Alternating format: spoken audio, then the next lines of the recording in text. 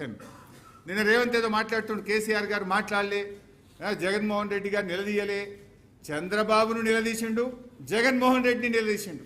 కేసీఆర్కు తెలంగాణ రాష్ట్రం ముఖ్యం, ఆయన ఎవరి ముఖం చూడలేదు. ఇలా ఇది కేంద్ర మంత్రి సమక్షంలో, జగన్మోహన్ రెడ్డి సమక్షంలో పోతిరెడ్డిపాడు అక్రమ ప్రాజెక్టు నాన్ బేసిన్కు మీరు నీళ్లు తీసుకుపోతున్నారు. బిడ్డ మీరు పోతిరెడ్డిపాడు ఆపకపోతే జూరాల దగ్గర నేను పెద్ద బ్యారేజ్ కట్టి నీళ్ళని గుంజుతా, ఆలంపూర్ దగ్గర బ్యారేజ్ కట్టి నేను నీళ్ళని గుంజుతా అని on the face of Andhra Pradesh chief minister KCR గారు మీటింగ్ లో హెచ్చరించింది. దీన్ని మాట్లాడాడు రేవంత్ రెడ్డి. ఇది చూపాడు. నీకు అంత ధైర్యం ఉందా? నువ్వు మాట్లాడతావా? ఫస్ట్ ఎపెక్స్ లో ఆనాడు చంద్రబాబు నాయుడు పాలమూరును వ్యతిరేకిస్తే కేసీఆర్ గారు పీపీటీ ఇచ్చిండు. అక్కడ ఇక చూడు, చంద్రబాబు నాయుడు పాలమూరును దత్తత తీసుకున్నాడు అనే పీపీటీ ఆయన వీడియో ఆయనకే చూపించిండు. బీజేపీ మేనిఫెస్టో చూపించిండు, కాంగ్రెస్ మేనిఫెస్టో చూపించిండు. ప్రధానమంత్రి మహబూబ్ నగర్కి వచ్చి పాలమూరు ప్రాజెక్టుకు అనుమతులు ఇస్తా అని ప్రధానమంత్రి మాట్లాడిన వీడియో చూపించి బీజేపీ ఒప్పుకున్నది, కాంగ్రెస్ ఒప్పుకున్నది, తెలుగుదేశం ఒప్పుకున్నది, ఎట్లాప్తారు పాలమూరు అని చంద్రబాబు నాయుడు ముఖం మీద బల్లగుద్ది ఫస్ట్ ఎపెక్స్ కౌన్సిల్లో మాట్లాడింది. సెకండ్ ఎపెక్స్ కౌన్సిల్ మీటింగ్ లో బిడ్డను పోతిరెడ్డిపాడు ఆపకపోతే ఆలంపూర్ దగ్గర నేను బ్యారేజ్ కట్టి నీళ్లు గుంజుతాని మీటింగ్ లో చెప్పడమే కాదు, కేసీఆర్ గారు ఇంత గట్టిగా, అంటే ఈయన పద్ధతి చూస్తే ఎట్లుంటుందంటే ఇంకా ఆయన ఏమంటాడు, నిన్న ఇదంతా ఉత్తమ్ కుమార్ రెడ్డి గారు చాలా కష్టపడ్డాడు, రీసెర్చ్ చేసి కాగితాలన్నీ సమీకరించిండు, ఉత్తమ్ కుమార్ రెడ్డికి పిహెచ్డి ఇవ్వాలి, డాక్టరేట్ ఇవ్వాలన్నాడు. ఆయన అవన్నీ సమీకరిస్తున్నట ఈయన సీక్వెన్స్లో పెట్టిండట. ఆ ఉత్తమ్ కుమార్ రెడ్డి తెచ్చిన డాక్యుమెంట్లు నేను సీక్వెన్స్లో పెట్టి నేను అసెంబ్లీలో ప్రజెంట్ చేసిన అన్నాడు. ఏం సీక్వెన్స్ పెట్టినవురా అంటే మోకాలకి బూడగొండుకు పెట్టినావు నువ్వు. కేంద్ర అడిషనల్ సెక్రటరీ మాట్లాడిన దానికి కేసీఆర్ గారు మాట్లాడిన వాక్యములో సగం కలుపుతాడు ఈ పిచ్చి రేవంత్ రెడ్డి. నాకు మాటలు జారుతున్నట్టు కానీ ఆయన అసెంబ్లీలో జారినాక నేను ఈడ జారినా తప్పులేదు వాస్తవంగా చెప్పాలంటే. అంటే ఇప్పుడు చెప్పు రేవంత్ రెడ్డి, నేను అడుగుతున్నా, నాలుక కొయ్యాలి అన్నాడు.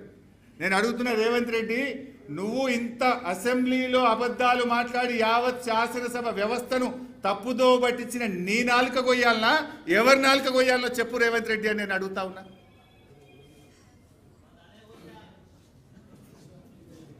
అసలు నా దృష్టిలో చీమునెత్తురున్నోడైతే, మనిషి అయితే, ఈ రకంగా శాసనసభను తప్పుదో పట్టించి ఇంత ఘోరంగా ఎక్స్పోజ్ అయినోడు చక్కగా రాజ్భవన్ పోయి రాజీనామా అయ్యాలి. మనిషి అయితే, చీమునెత్తురున్నోడైతే. అంటే నిండు శాసనసభను తప్పుదో పట్టించినావు పూర్తిగా. అసలు పైన 2 లైన్లు కింద 2 లైన్లు కలిపి చదువుతాడు, కిందికి వెళ్ళి మళ్ళీ మీదికి పోయి మీటింగ్ ప్రారంభంలో థ్యాంక్స్ చెప్తే ఈయన 299 ఇది ఇచ్చినందుకు థ్యాంక్స్ చెప్పిండు అంటాడు. అసలు ఈ మనిషివా నువ్వేమన్నా? సరే, నేను ఇట్లా మాట్లాడితే ఇప్పటికే నాకు తెలిసిన నా మీద దాడి చేపిస్తాడు, నా మీద అక్రమ కేసులు పెడతాడు, అవసరమైతే హత్యాయత్నం కూడా చేస్తాడు. దానికి నేనేం భయపడను. గతంలో వరద బాధితుల్ని పరామర్శించడానికి పోతే ఖమ్మంలో రాళ్ల దాడి చేసిండు. ఇంకా దీనికి నిన్న ఒక మాట అన్నాడు, ఏమంటాడు, నిన్న దేవుడి మీద ఒట్టు పెట్టుకున్నా అన్నాడు. నేనా ఏంది నిన్న అసెంబ్లీలో దేవుడి మీద ఆన అంటే నేను అంత సత్యమైన మాటలు మాట్లాడుతున్నా, ఇక దేవుడి మీద ప్రమాణం చేసినట్టు అసెంబ్లీలో మాట్లాడి ఈ పుణ్యాత్ముడు. ఈయన గతంలో రైతులకు రుణమాఫీ చేస్తా, 15 ఆగస్టులోక రుణమాఫీ చేస్తా దేవుడా అని ఆడపోయి యాదాద్రి లక్ష్మీనరసింహస్వామి మీద ప్రమాణం చేసిండు, భద్రాద్రి రాముల వారి మీద చేసిండు, మెదక్ చర్చి మీద చేసిండు, మహబూబ్ నగర్లో జహంగీర్పీర్ దర్గా మీద ప్రమాణం చేసి దేవుణ్ణే మోసం చేసిన గనుడి రేవంత్ రెడ్డి నిన్న అసెంబ్లీలో కూడా దేవుడి మీద ప్రమాణం చేస్తున్నా, నేను సత్యమైన మాటలు మాట్లాడుతున్నా అంటాడు. ఇది సత్యమా? ఇవి సత్యమైన మాటలా?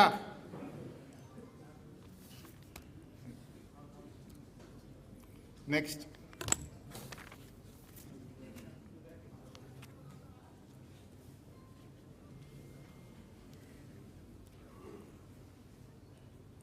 గోదావరి నదిలో కాకతీయ నిజాం రూల్లో మనకు దక్కిన నీళ్లు 252 టీఎంసీలు. సరే 60 ఏళ్ల కాంగ్రెస్ తెలుగుదేశం పాలనలో గోదావరి నది మీద ప్రాజెక్టులకు సాధించిన హక్కులు 265 టీఎంసీలు 60 ఏళ్ళు. 9.5 ఏళ్ల కేసీఆర్ గారి ప్రభుత్వం 383 టీఎంసీలకు గోదావరి నది మీద హక్కులు సాధించింది. అంటే 60 ఏళ్లలో కాంగ్రెస్ తెలుగుదేశం సాధించిన దానికంటే 10 ఏళ్లలో 1.44 టైమ్స్ ఇవాళ బీఆర్ఎస్ ప్రభుత్వం ఎక్కువ సాధించింది. అంటే 60 years వర్సెస్ 10 years మీద కూడా ఎక్కువనే.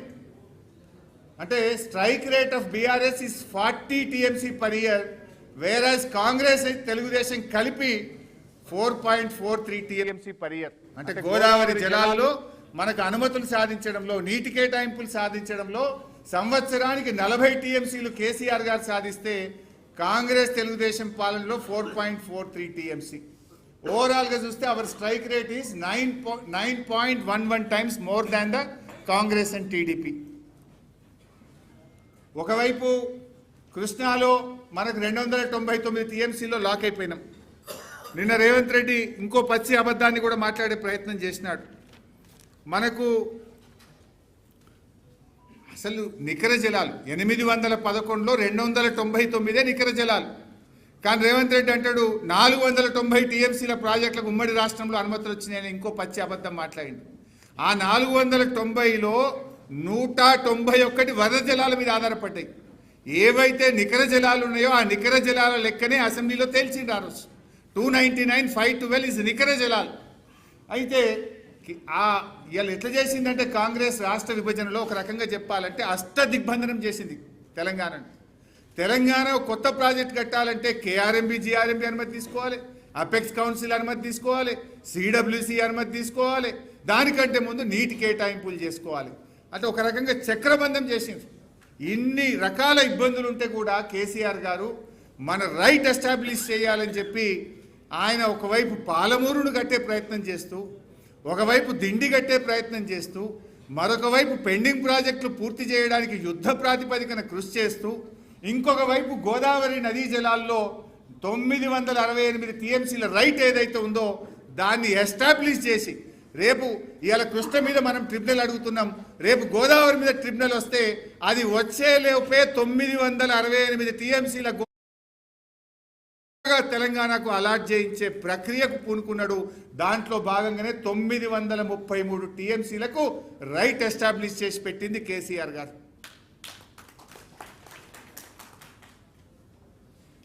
ఇది మీరు చూస్తే మొత్తం లెక్క ఏ ప్రాజెక్టు కేసీఆర్ గారు ఎన్ని వాటర్ అలొకేషన్ చేసిండ్రు మొత్తం నేను చెప్పిన 933 టీఎంసీలు నోటి మాట కాదు, ఇది విత్ ఫ్యాక్ట్.